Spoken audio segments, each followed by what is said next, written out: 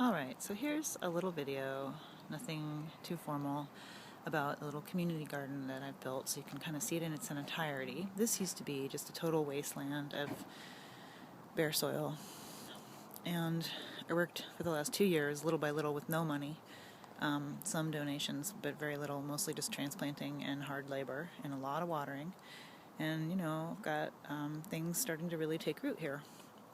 Finally, got some mulch in, got a bunch of little guys coming in the ground, and I've got some anise.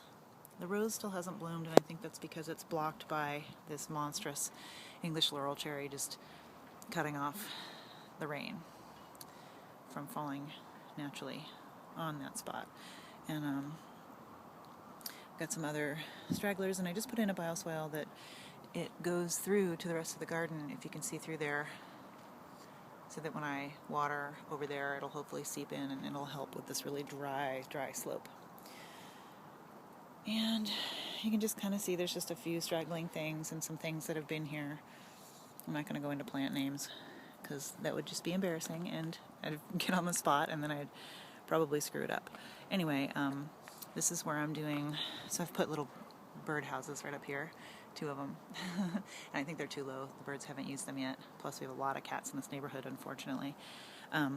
So right up through here, I've been doing a little patio, and I've just started, I've got some plastic lawn chairs that were, they're just on use, they're for use on the site, and a cat, unfortunately, used the soil next to the bioswale, so I'm going to have to clean that out and dig that out again, but it ends over here.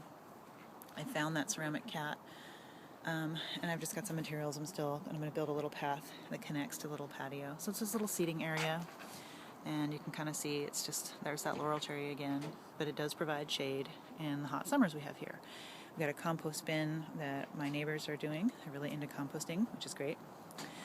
And then there's a blueberry there that we don't actually eat any of the food in this community garden because the cats were using it as a cat box, unfortunately, prior to me turning it into a garden. And I got one of my other neighbors interested enough to hang a planting basket in her door, so that's great. And then a few neighbors have some boxes along their pathway there. This tree was donated. It's an empress tree, and it's called empress because there's my art piece in the back, my sculpture. Anyway, the empress tree blooms only after 13 years, and that's when the empress was married off, because she was old enough to be married and have babies, I guess. I'm not sure. I don't remember what culture that was. But, I just had a few pavers. I need to redo some of them. Obviously, they've been walked on a lot, which is good.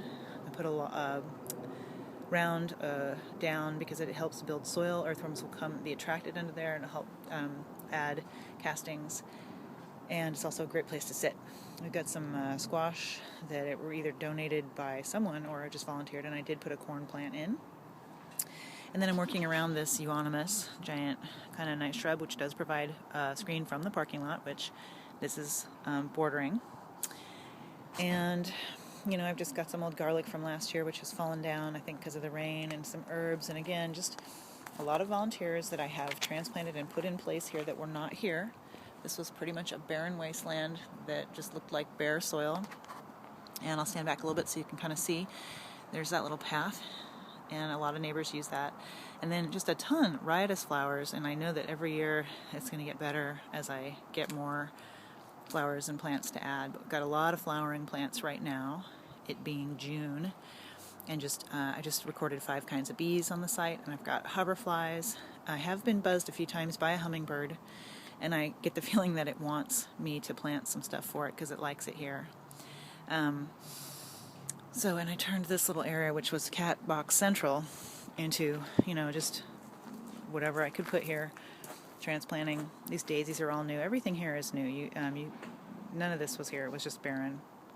Got some Japanese anemone. I know I said I wouldn't go into plants because there's kind of too many to really get into. This purpose of this video is just to really show a general overview of what you can do with this very small space and not that many resources. Like I said, I haven't spent money on this.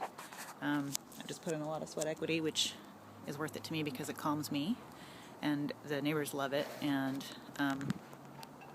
it makes the site beautiful. And it takes something that was just a waste turns it into a place that's comforting and beautiful and quiet and has space for wildlife as well as people.